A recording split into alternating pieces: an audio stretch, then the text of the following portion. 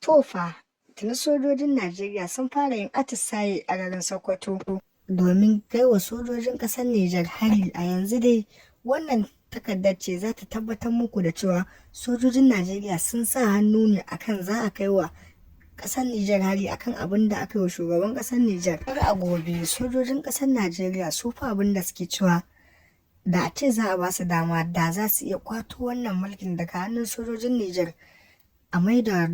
Ƙungiyar ECOWAS ta yi ƙoƙarin shiga domin sulhunta tsakanin sojojin Najeriya da kuma sojojin Nijar.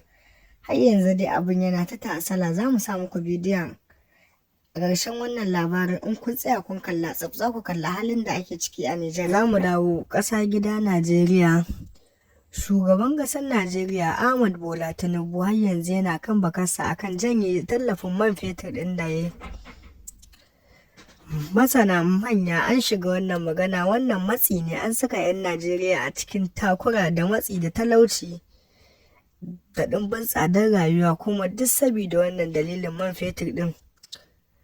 Manyan mutane an shiga ta cikin maganar nan, an ce da a ce Bola Ahmad Tinubu zai karɓi wannan shawarar da za su bashi, za a samu a dinga janye wannan tallafi da kaɗan har a sauko da man fetur ɗin yadda ya kamata. Wannan kuɗin nan da aka sa shi, mu ma dai muna fatan za ku danna mana subscribing, sannan ku taɓa mana alamar ƙararrawa, ku yi mana share domin ƙara samun sababbin shirye-shiryenmu da zarar mun ɗora. Muna godiya.